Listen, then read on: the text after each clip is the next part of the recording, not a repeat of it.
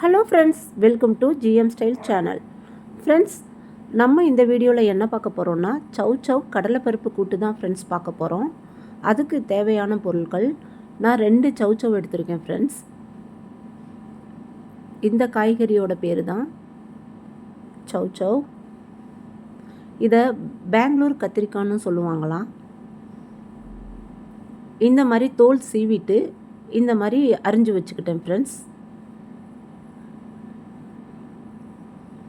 கடலைப்பருப்பு பார்த்திங்கன்னா ஒரு 20 நிமிஷத்துக்கு முன்னாடியே ஊற போட்டுருணும் ஃப்ரெண்ட்ஸ். நல்லா கழுவி நல்ல தண்ணியில் ஊற போட்டுருங்க.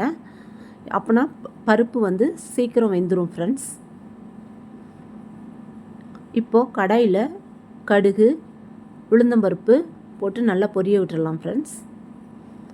ஜீரகம் ஒரு ஸ்பூன் போட்டுக்கோங்க ஃப்ரெண்ட்ஸ். எல்லாம் பொரிஞ்சதுக்கு அப்புறமா காஞ்ச மிளகாய் ஒரு 4 காஞ்ச மிளகாய் போட்டிருக்கேன் ஃப்ரெண்ட்ஸ். உங்களுக்கு தேவையான காஞ்ச மிளகாய் போட்டுக்கோங்க. கம்மியாக வேணும்னா கம்மியாக போட்டுக்கோங்க, அதிகமாக வேணும்னா அதிகமாக போட்டுக்கோங்க. நான் இதுக்கு 4 காஞ்ச மிளகாய் போட்டிருக்கேன். எல்லாம் பொரிஞ்ச உடனே தேவையான அளவு தண்ணி ஊற்றிருக்கேன் ஃப்ரெண்ட்ஸ். நல்லா 1 டம்ளர் தண்ணி ஊற்றிருக்கேன் ஃப்ரெண்ட்ஸ். இப்போது கடலைப்பருப்பை இதை போட்டுடலாம்.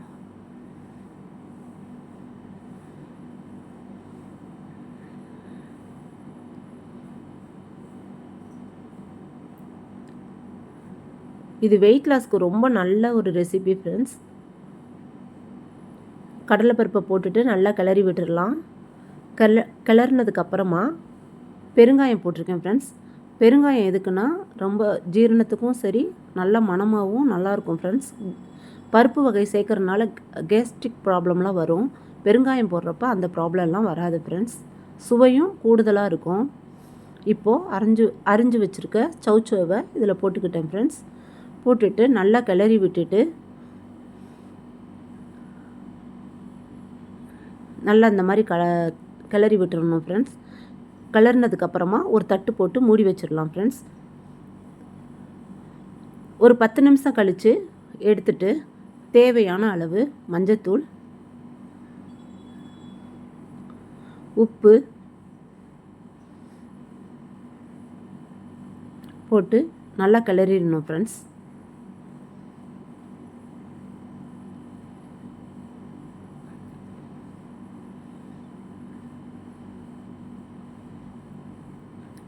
நல்லா கிளறி விட்டுட்டு திருப்பி ஒரு தட்டை போட்டு நம்ம ஒரு 10 நிமிஷம் மூடி வச்சிடலாம் ஃப்ரெண்ட்ஸ்.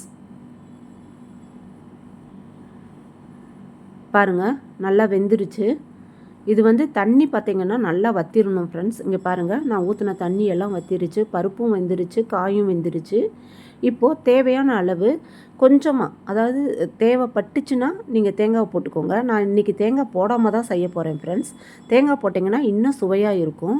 இந்த ரெசிபி பார்த்திங்கன்னா செம்ம டேஸ்ட்டாக இருக்கும் ஃப்ரெண்ட்ஸ். இது கடலைப்பருப்பு இந்த காய்கறியோடு நம்ம கடித்து சாப்பிடும்போது டேஸ்ட்டு வேறு லெவலில் இருக்கும் ஃப்ரெண்ட்ஸ். தேங்க்ஸ் ஃபார் வாட்சிங் ஃப்ரெண்ட்ஸ். ஜிஎம் ஸ்டைலுக்கு சப்ஸ்கிரைப் பண்ணுங்கள்.